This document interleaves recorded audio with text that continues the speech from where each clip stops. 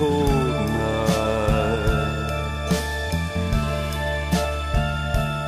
A voice from outside drew me away from the light.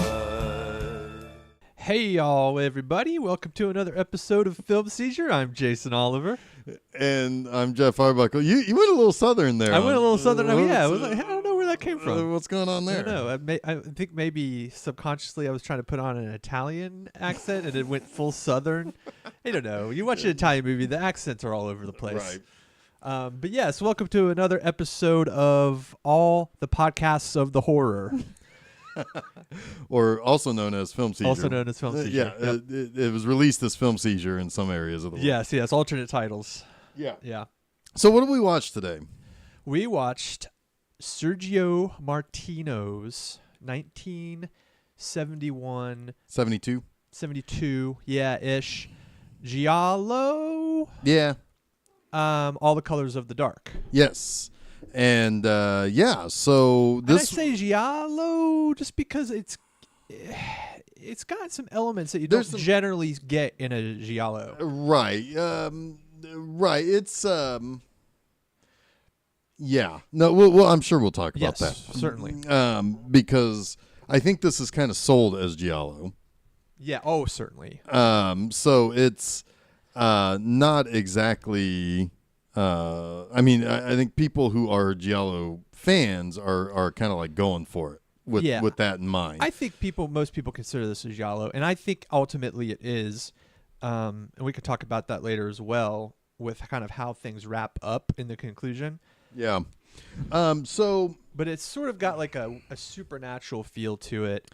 Yeah, and some Giallos do. That wasn't really like the core of the early Giallo. No, but it wasn't some, probably until maybe Argento started to bring a lot of that into the Giallo. Yeah, because like there's certainly stuff like Deep Red a couple of years later that certainly plays with a supernatural tone. Yeah. But we'll get into that because All this mixes up a bunch of stuff that we've talked about in the past. Yeah. In movies.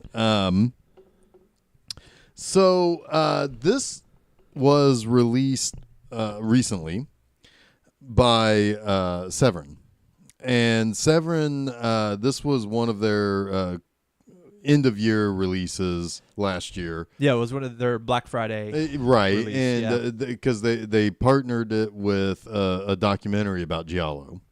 Yes. And so it is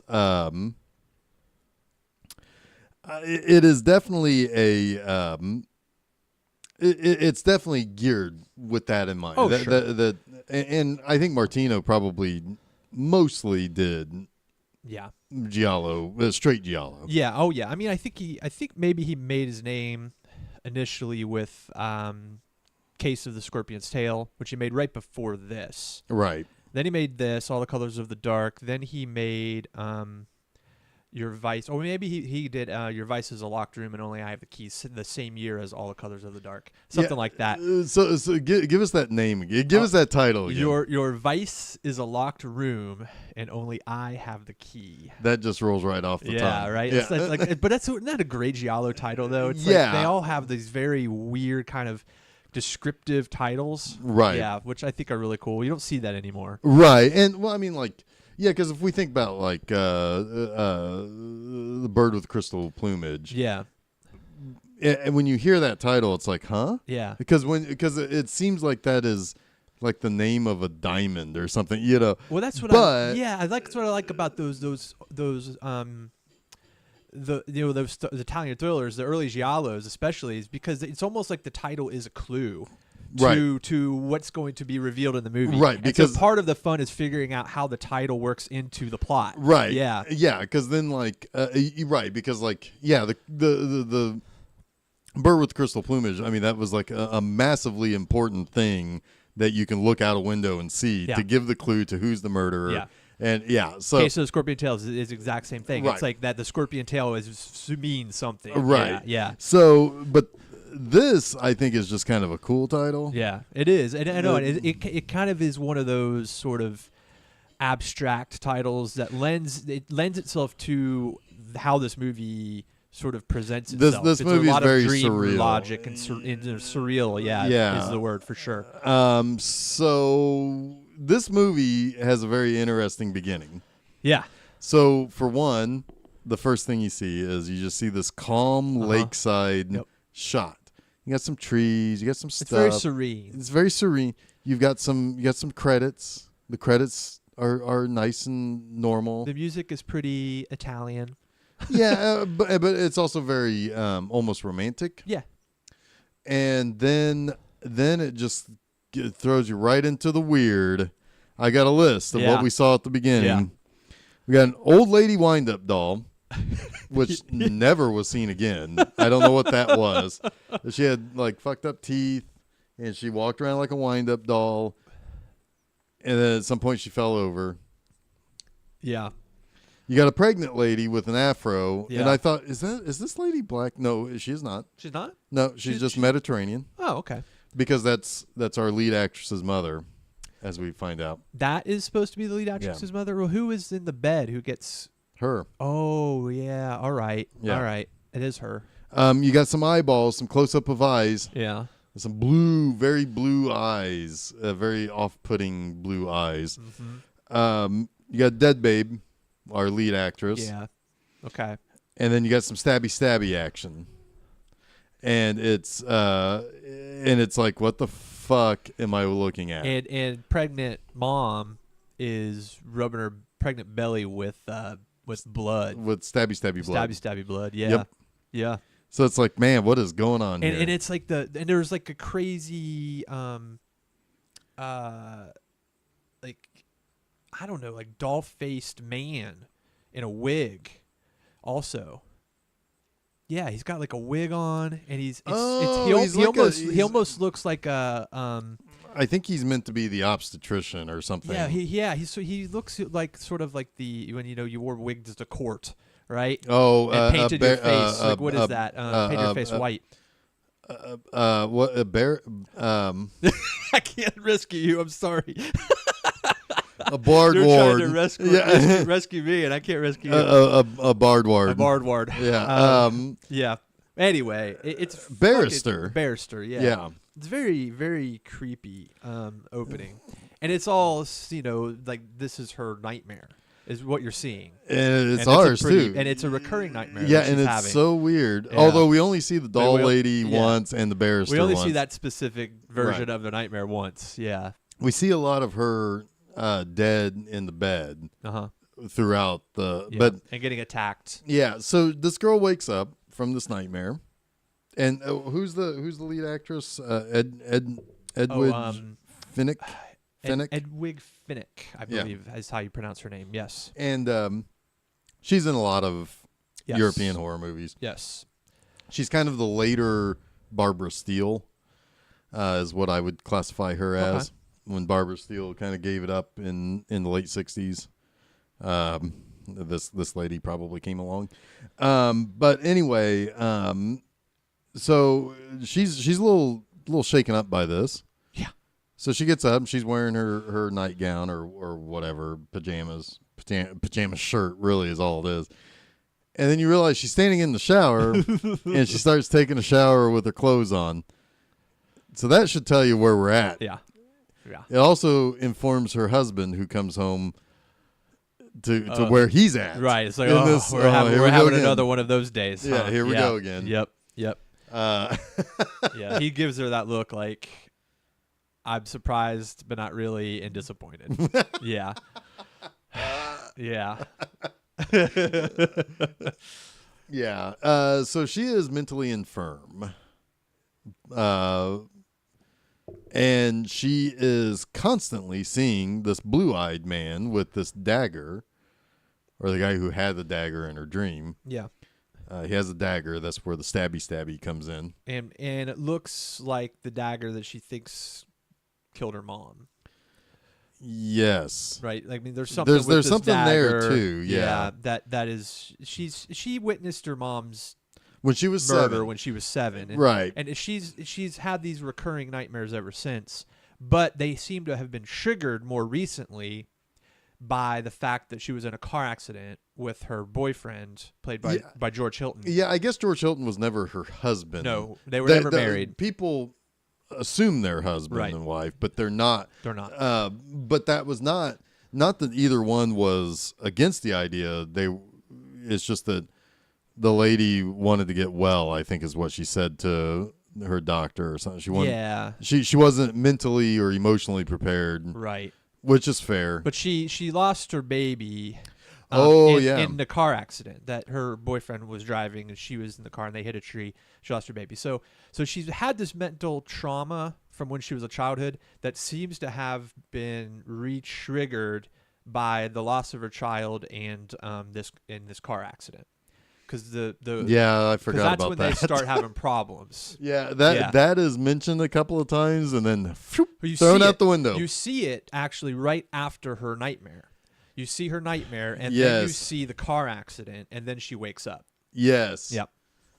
Yeah, but again, that car accident's kind of just tossed. Well, the whole thing is very disorienting anyway. Right. So it's hard to kind of keep track of all of these mental issues, right? Because they're kind of flying out from everywhere. Yeah. She's paranoid. Yeah. That's another issue. I mean, the movie is purposefully disorienting. Right. Yeah. And that's something we'll definitely talk about as we kind of go through this.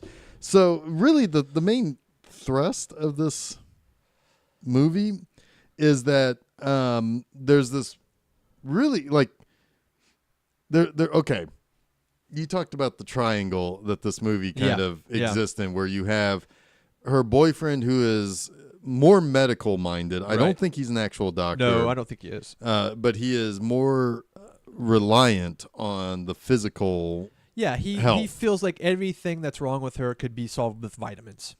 I mean, it's kind of a silly thing to boil it down to, but that's exactly what they boil it down to. Right. That's where we were 50 years ago. To represent the physical nature of healing. It's just you just need more vitamins. Just load them vitamins into you. But that's the camp that he is in. Right. He is in a physical Your body health. needs to be healed. Right.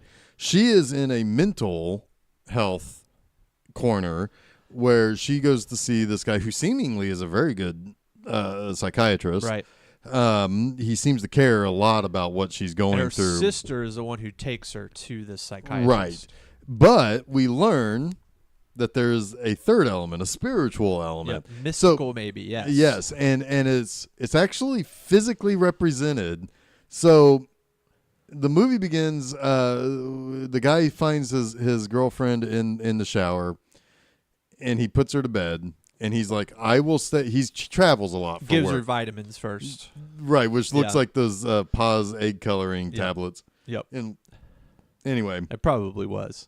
Except for they didn't use vinegar. Oh, yeah. Because she drank that shit. Well, she didn't drink that. Right. She didn't drink the Paz egg dye, but yes. No, but it looked like it. It's like the little tablets you drop in and it diffuses. The magic of movies. Yes. Yes. So I thought all this was real. I don't know what you're talking about. Anyway, so so he eventually says, I got to leave. I got to go catch this train because I got to go travel or whatever and meet up with some clients. Yeah, someplace. He's in and out of this movie. Right. He is barely a hero, but he is a hero. The device of him having to travel a lot works really well because he can always show up when the plot needs him. Exactly. Yeah. Exactly. Which is good. Which is that is what you want for your hero, is to make sure he's always where he needs to be. Right. Although he's not really a hero. I don't know if there is a hero in this movie, but well, he's one of the characters that, and that's what makes it a great Giallo, honestly, is there's a lot of shady people, and you don't know who to trust at any given time. So until the shit hits the fan in the third act, right? In the last 10 minutes, and so he's suspect, right? And several other characters allude to the fact that they think he's suspect, right? So and there's a physical representation of something that you're not entirely sure if he's faithful. It also helps, I think, that he was the bad guy ultimately in the case of the Scorpion's Tail, the movie that Martino made with George Hilton the year before. Right. So he's kind of got this, we got to watch him close. Yeah. Yeah. Well, he's got a face that is, you could see him play a Bond villain. Yeah. You know, or something. But anyway, so he leaves to go catch his train. And there's this wonderful little shot that is basically he comes outside of the apartment building, which is this really cool building in England. It is. And it looks like what probably used to be a palace that's now been turned into apartments. Absolutely. Yep. Because it's even looks like it's boxed in. It's got like a right angle Yeah. to it. Yeah, it's really neat. So he comes outside, and there's this redheaded lady that lives someplace in the building saying goodbye to her boyfriend. And he kind of is watching them. And from the window of his apartment, our main girl, Jane, our main character, is watching him. Yep. Also, in another building or in another window a little bit down, so it creates this triangle, is this blonde lady who's watching him, and that's Mary is her name. Yes. And then Jane watches Mary watch, what's his name? Oh, her boyfriend. I can't remember his name.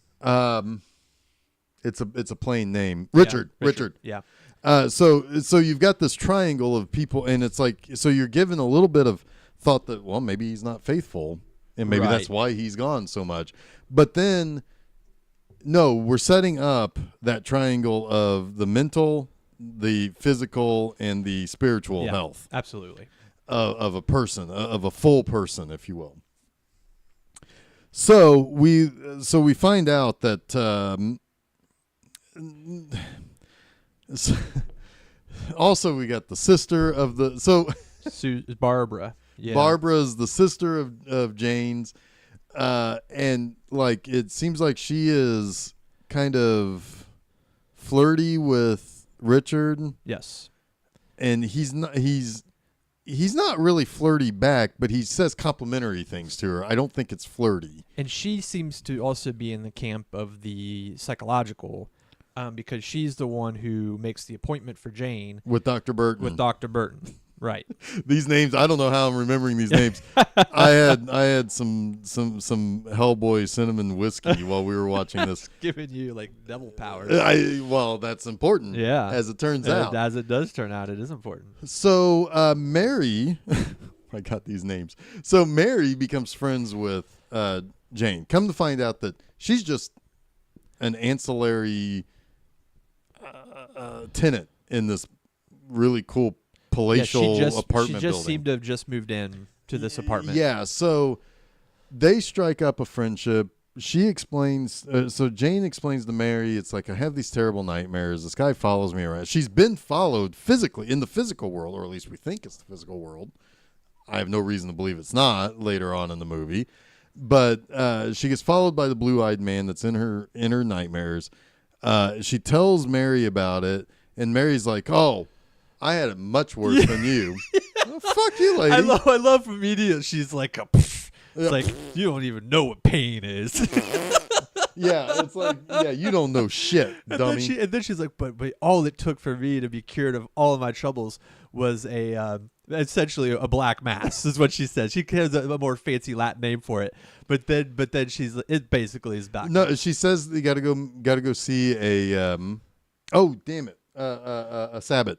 A Sabbat, yes, a Sabbat, which is a priest of a black mass. Right, yeah. But then she says, and she's like, "Oh my gosh, how soon can we do it?" Jane asks Mary, and she said, "Well, we could immediately." I'll see you at 5. But she's like, "We could immediately, but maybe you should think about it first." And then Jane says, "No, I'm ready. Let's do it." And then immediately Mary's like, "I got her," and she's like, "Well, we could go right now." And she's like, "Oh shoot, I've got to go to my appointment with the solicitor." Yeah, and then Mary says, "Well, you could be done by 5." I'll see you at 5. I'll see you at 5. And it's like, oh, whoa, we're going to a black mass. Yeah, well, wow. I mean, that was decided quickly. Not only are they going to go to a black mass, they get, so she shows up. Yeah. And because she went to go see the solicitor, blue-eyed man was there. She freaks out. Yep. She comes back home.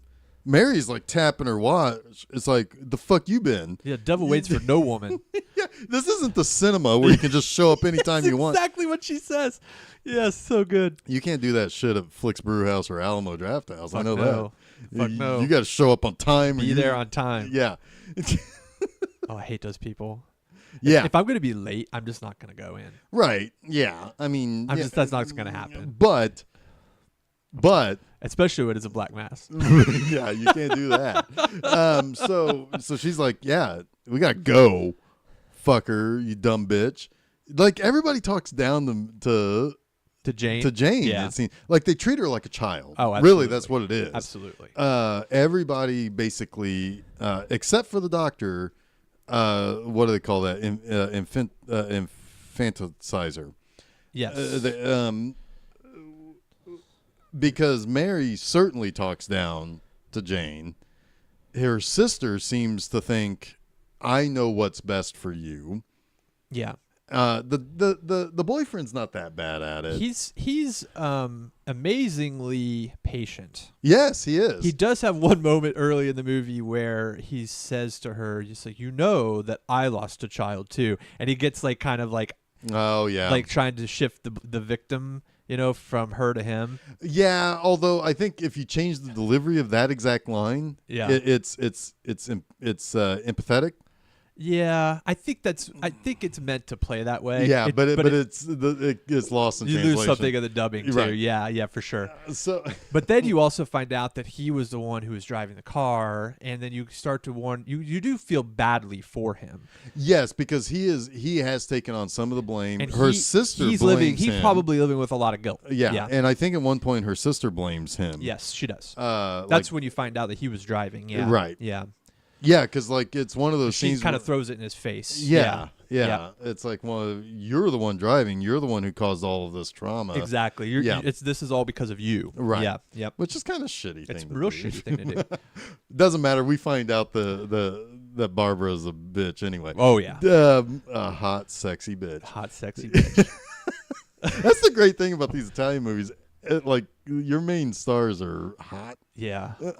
All the young women are just beautiful. Yeah. Then there's the weirdo women at the Black Mass, which is where we're at now. Those women are cast for a specific purpose. Yeah. It's like get us look weird and freaky. Yeah. Get us some women that look like rotten cans of cat food in a trash bag, and then do them up even worse. Yeah.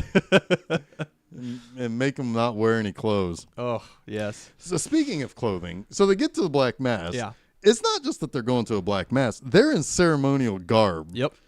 They got pendants and shit and everything. Yeah, like they are in. And it's like Jane is like, whatever it takes to get rid of the blue-eyed man, which this only makes it worse. Oh, yes. So basically.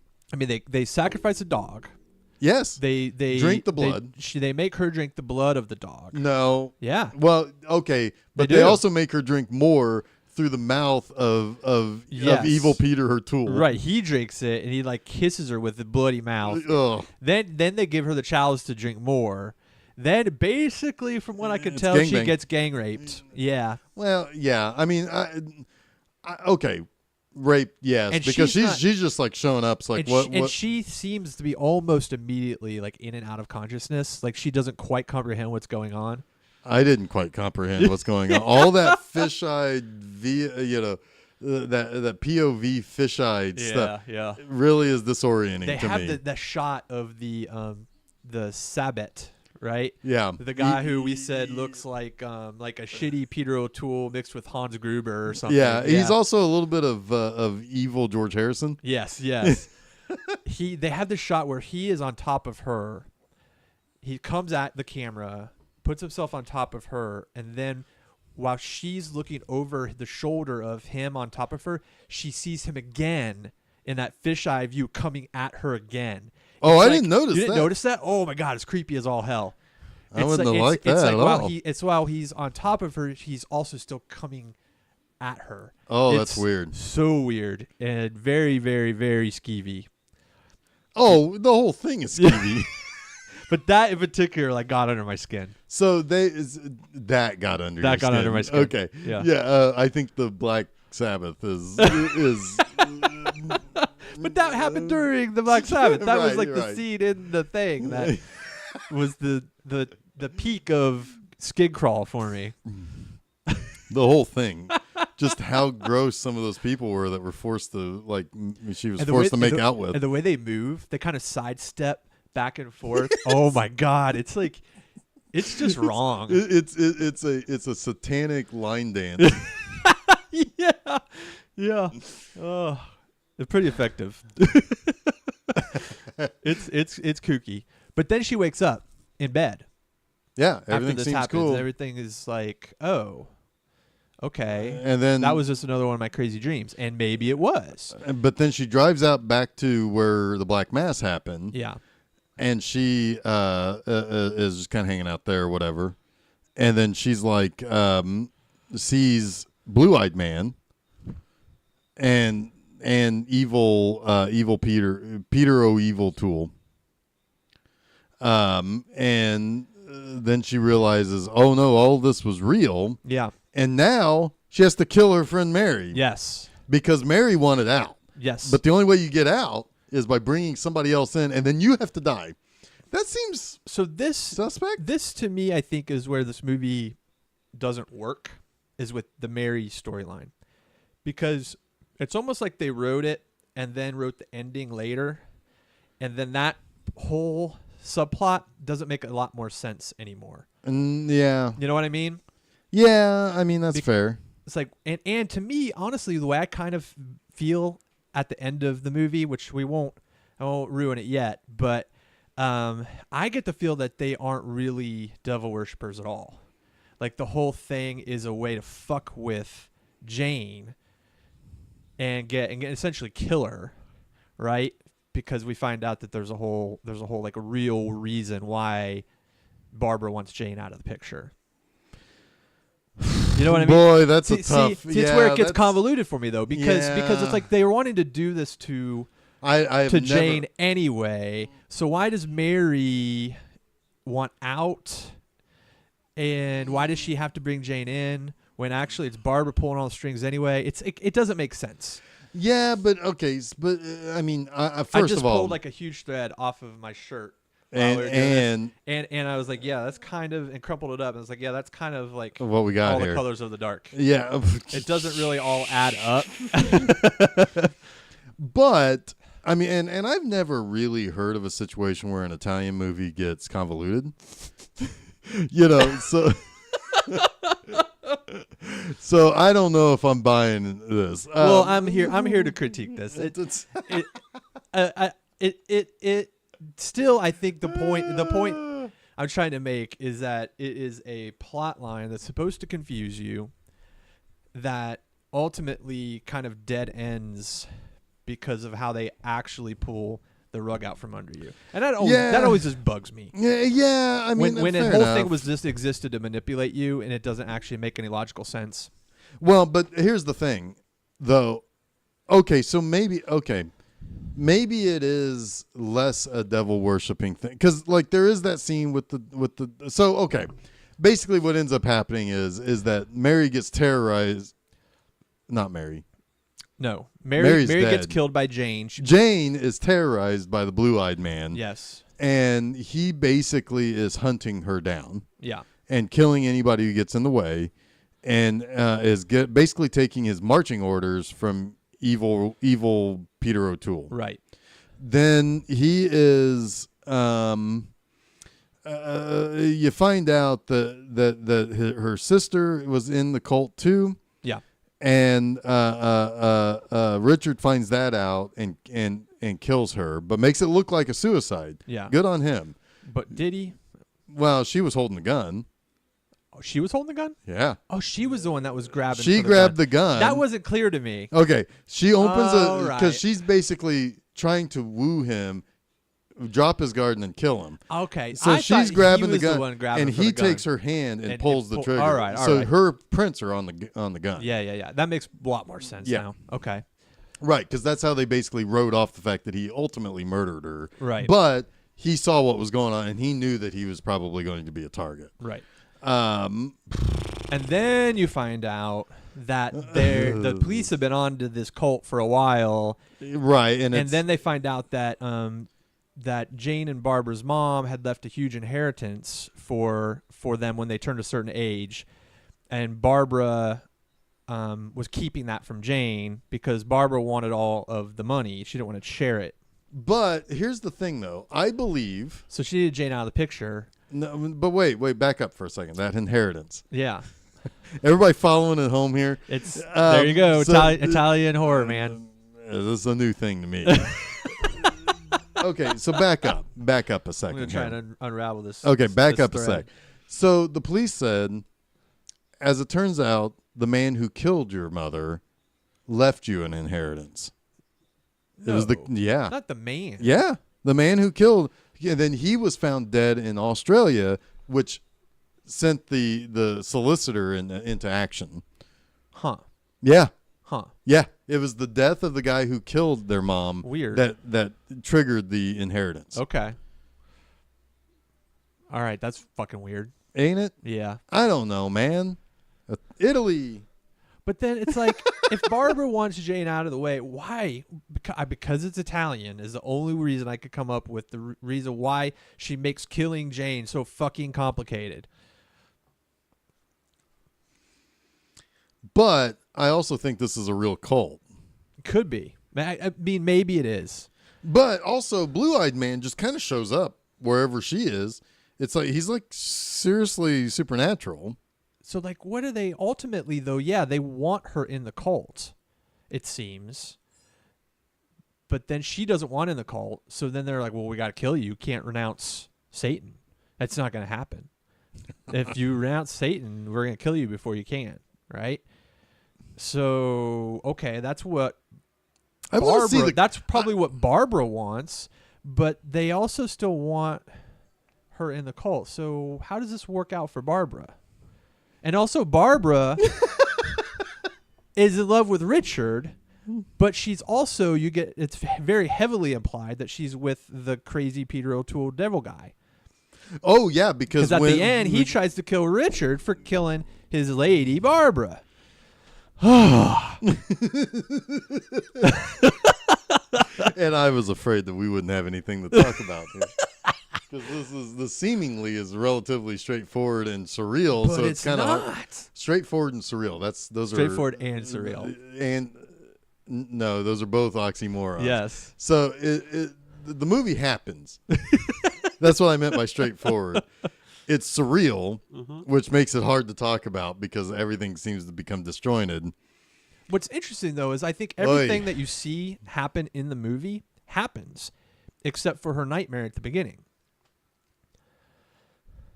So it makes me kind of feel like they're trying to make her crazy, right? Yeah. But why involve the psychiatrist? Because he is a good guy. And he's ultimately killed by the blue-eyed guy.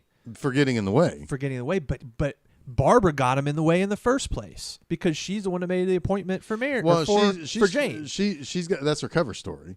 I'm looking out for your best interest. Okay. I'm your sister. Okay, that's her cover story. All right, I'll buy that. Yeah, I'll buy that. So she's lowering the guard by being the sister. Okay, all right, sure. Yeah. Okay. No, really, I'm with that. I'm with that. Yeah, I can. What else you got? Let's see what else we can knock out. I think that's about it. Oh my God, I think that's about it. All right, so. But honestly, I like this movie. Yeah, like I really do. It makes you. It kind of makes your head spin a little bit, and that's what I like about it. Right. Yeah. Well, okay, so let's talk a little bit about that sort of like the production and the so forth, because we've alluded to some things. Is this a Giallo? I think so. That question. I think so. Giallos more often than not have some sort of surrealism to it. We talked about how Deep Red certainly has a supernatural or a metaphysical, or not metaphysical, but a paraphysical element to it. I think there's one big thing about this movie that makes it a Giallo. I think if you told this story without Barbara turning bad, it's not a Giallo. Okay. And the reason for that is because everyone is known as a bad guy. Generally, the Giallo killer is a pair of gloved hands. Right. Or, yes, at least a mystery. Right. Or shaded face. Uh-huh. Or, maybe you can make out a, So a if they gender, played it, but if that's they played it straightforward as the devil cult trying to kill Jane because she doesn't want it in the cult, then that to me is not a Giallo. That just becomes what Hammer was doing at Yes. the same time, which was the satanic stuff. Yes, exactly. Yeah. Yep.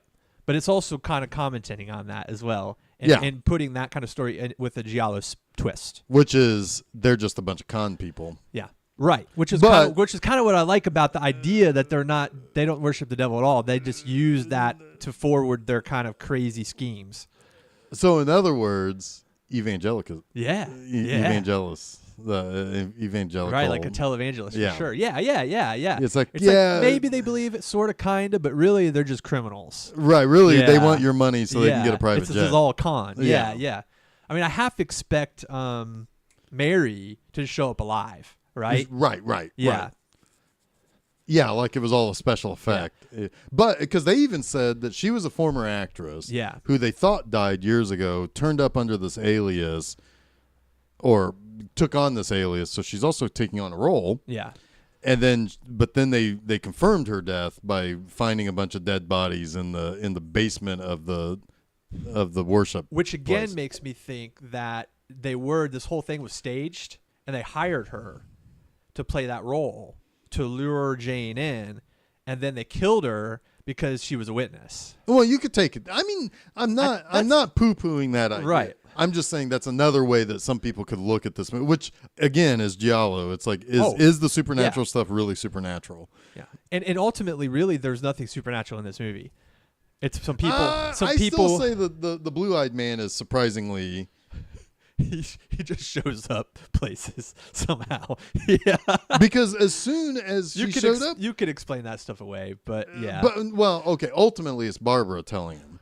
But yeah. Which we find out. But I mean, she didn't know that she was at the summer home of the doctor, and then he shows up, and it's like, wait, what? This is what confuses you about this movie? This is it. This is where I was like, okay, wait.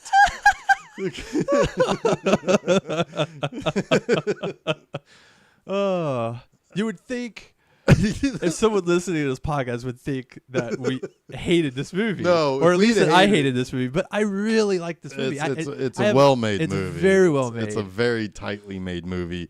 It knows how to use a frame. It knows Yep. how to use what type of camera it wants to use. What kind of like crane shots. Mm-hmm. Oh my God, there's so many beautiful crane shots. Yeah, very There's some- well executed. I mean, and some you could great throw a camera crane. movement. Yes, the camera movement is wonderful.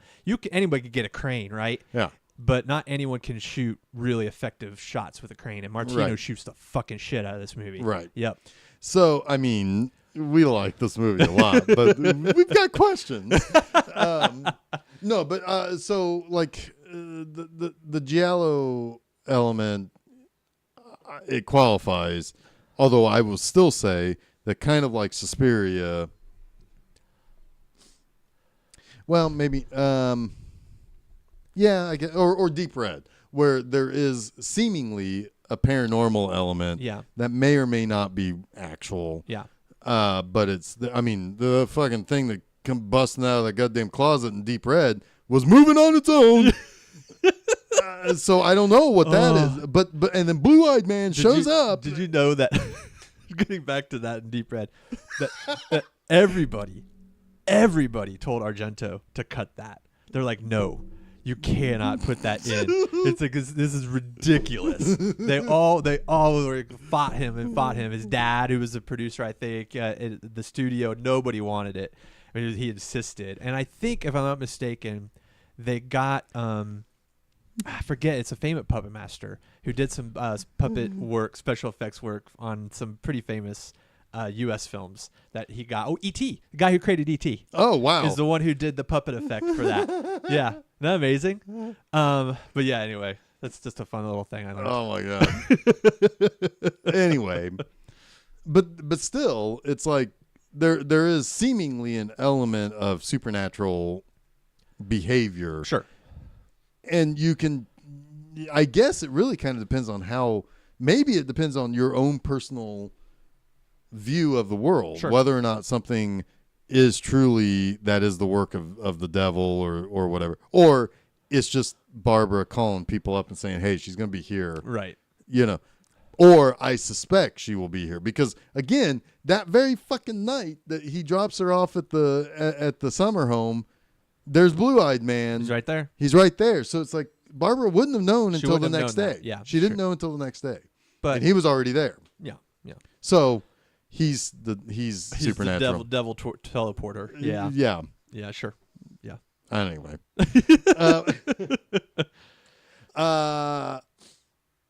Have you Again. seen? Sorry, real quick. Have you seen his not a follow up, but the movie he made next, Martino, Torso?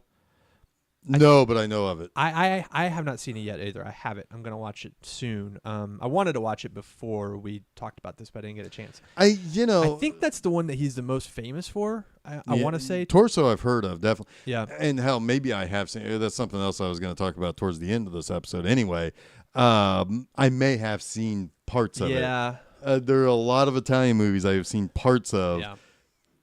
And you try to fucking Google what's going on in an Italian movie to get a title of a movie. It ain't easy. You're gonna come up probably with nothing or 100 things. You're gonna come up with In the Mouth of Madness. You've gone crazy reading what you're trying to find. You're like, wait, how did I end up on the dark web? Yeah.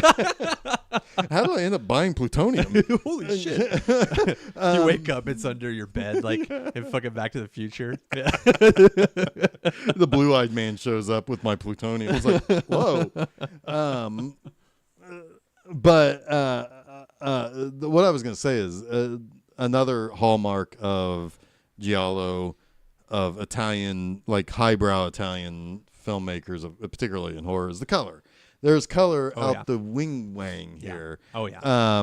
You've got even down to the various women in that triangle shot that I was saying. You got a redhead, a blonde, and a brunette. Yep. You've got her sister, who's also a redhead, or a strawberry blonde, who wears typically purple because it looks like she has purple eyes. Yep. She has purple inside of her apartment.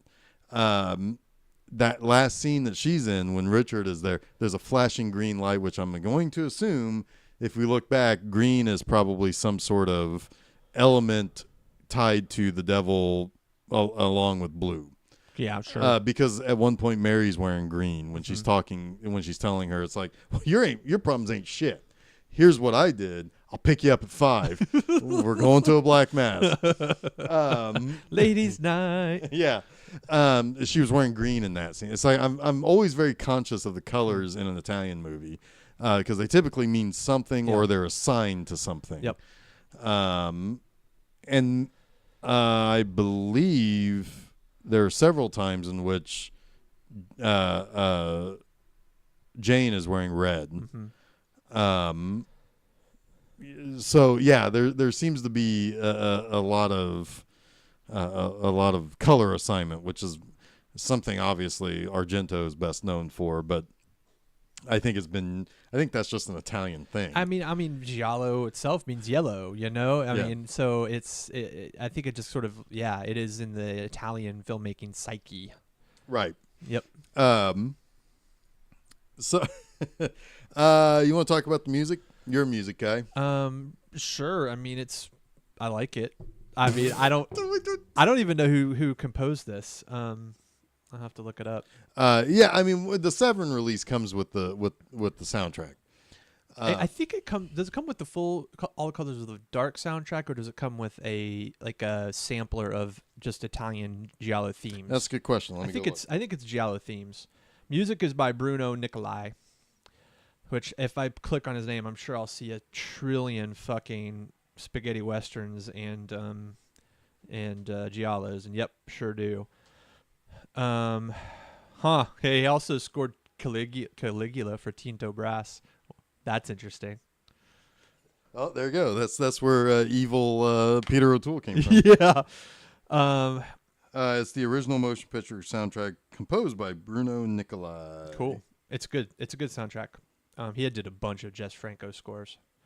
And his work was featured in the Quentin Tarantino film Kill Bill Volume 2. Oh, cool. Which not surprising. That's guess. not surprising. I mean, Quentin Tarantino always has something to say about these fucking movies that I like. And Volume 2 in particular had a very strong Italian vibe. Yeah. Yep. Also, Jess Franco, though, is Spanish. Yeah. But this was a Spanish-Italian co-production, which right there told me shit's going to get extra weird. Yep. I feel like anyone involved with anything in the 60s or 70s in Italian filmmaking has got something Django on their filmography.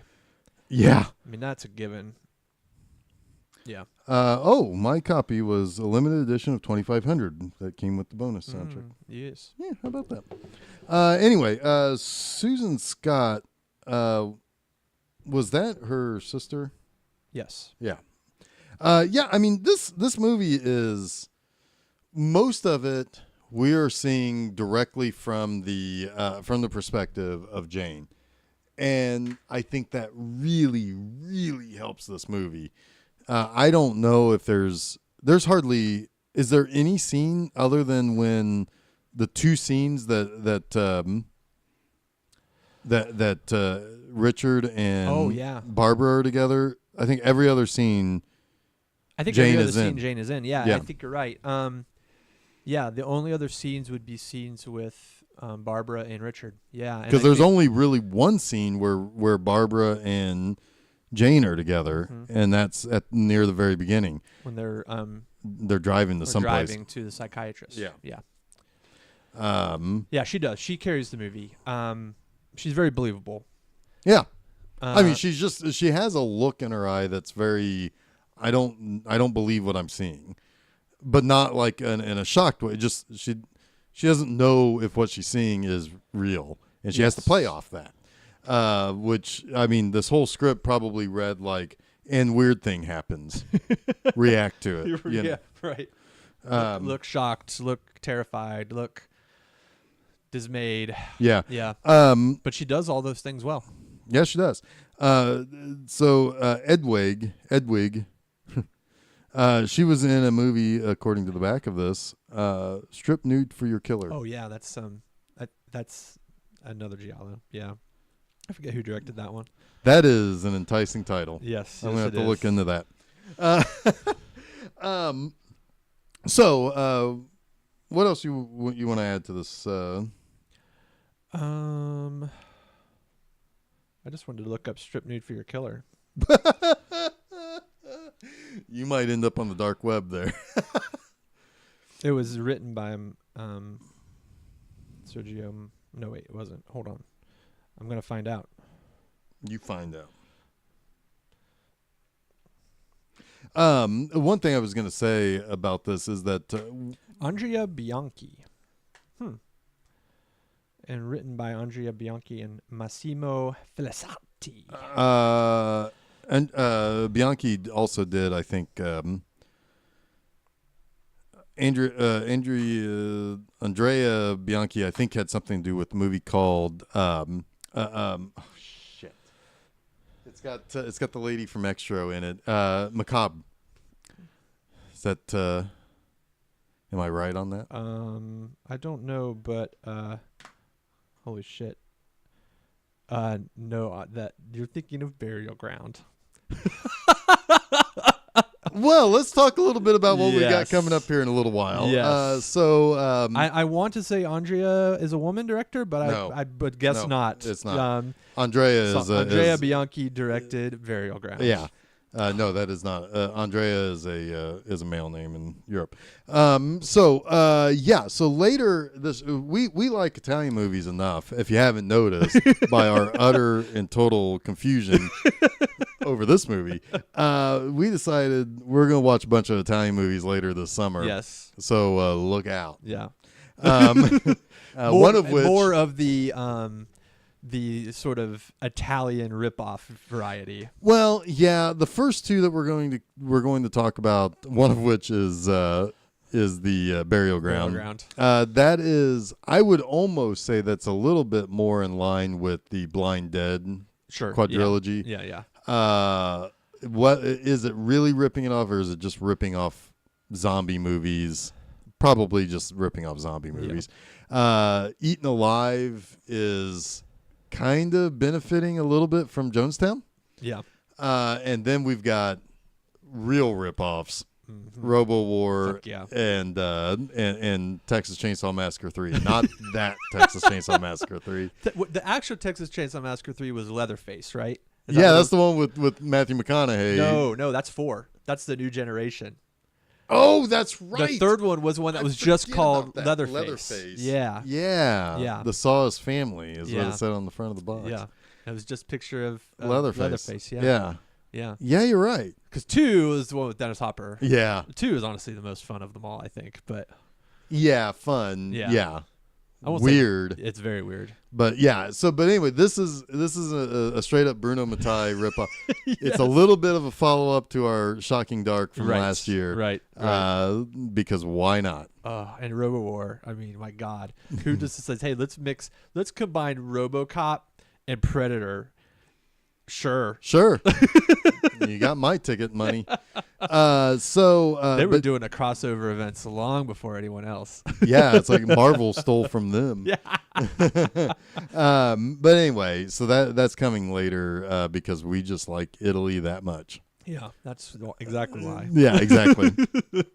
One thing I was going to say as we kind of wind down this episode, I want to give a big shout out to the Roku channel, Otherworlds TV. A couple of things about that. One, they are kind enough to let us do some advertising on there. We've got like little 1-minute advertisements for what our new episodes are. Send that over to them. But some of you may know, I probably have talked about it a little bit on this show. I also have talked about it on B Movie Enema, where I do my writings. A big reason why I know or I have a taste for Giallo is because of a Roku channel called Bizarre TV.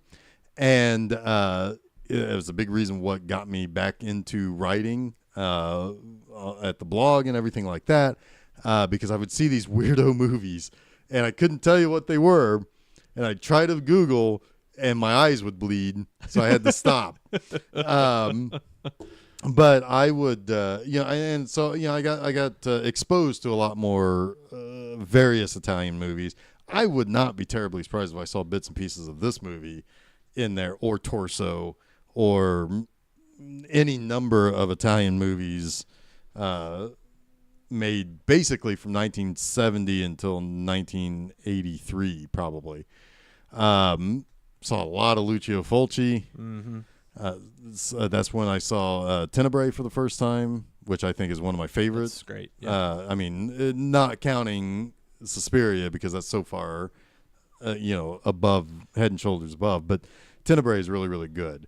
But anyway, some people say Tenebrae is the best ever. I'm not gonna deny that. But anyway, but Otherworlds TV was born out of what Bizarre TV was when the person who ran Bizarre TV passed away from cancer. So I kind of, not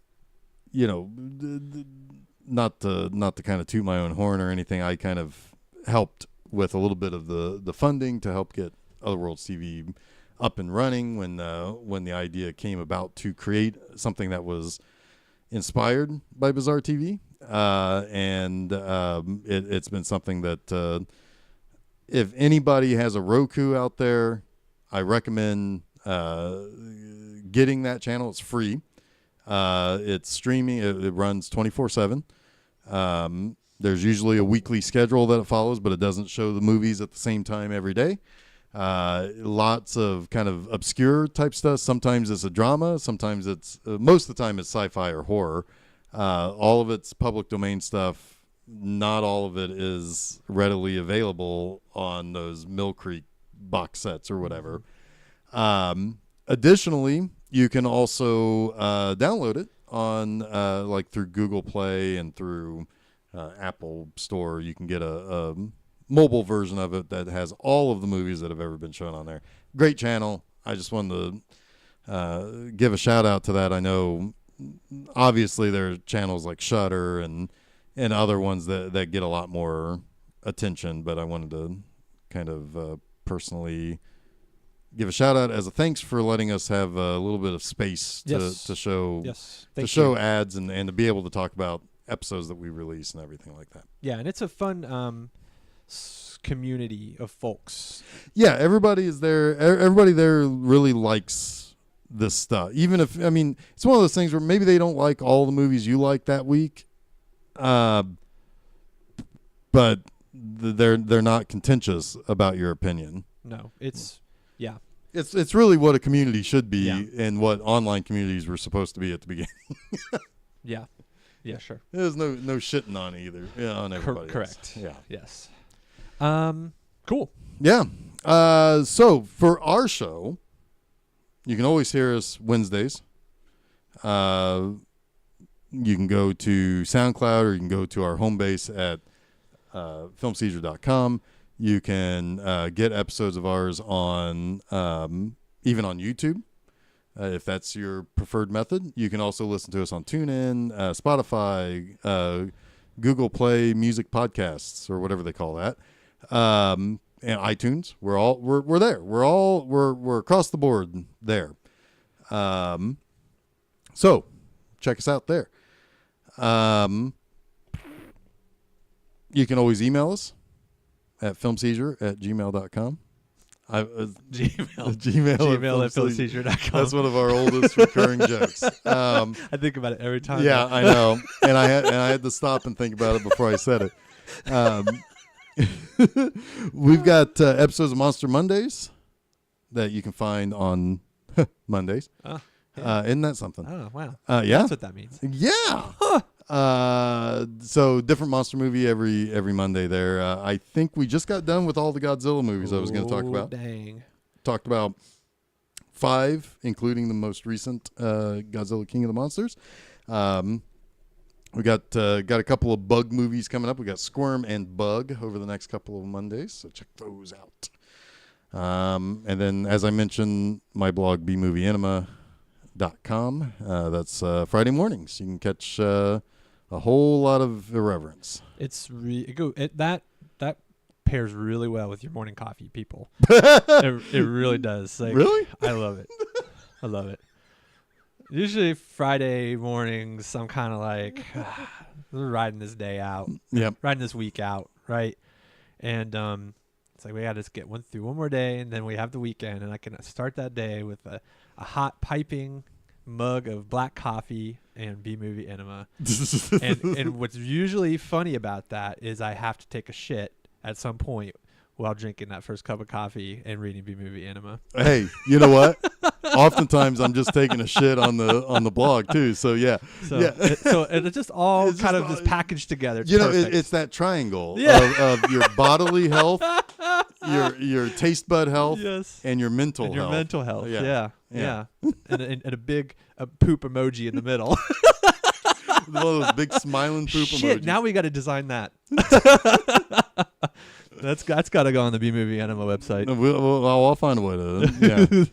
Yeah. Anyway, next week we've got a film that boy, this could go a long time if we really want to get deep into it. We could talk about this movie for. It oftentimes leaves me wide awake at night if I watch it in the evenings, trying to think all the way through it. It's not a movie that is as well liked as I think it should be. And it's also a movie that has become less liked by people our age who loved it. I don't understand those people. You people are wrong. It's interesting, but there is that group of people. This one is a lot to unpack. Yeah. Yeah. And that movie is Donnie Darko. Yep. So next week we got all the colors of the Darko. Yeah. So until next Wednesday, my name is Jeff Arbuckle. My name is Jason Oliver, and you have been listening to Film Seizure. Colors of the dark will remind you of someone who once was you, but madness is all you'll find.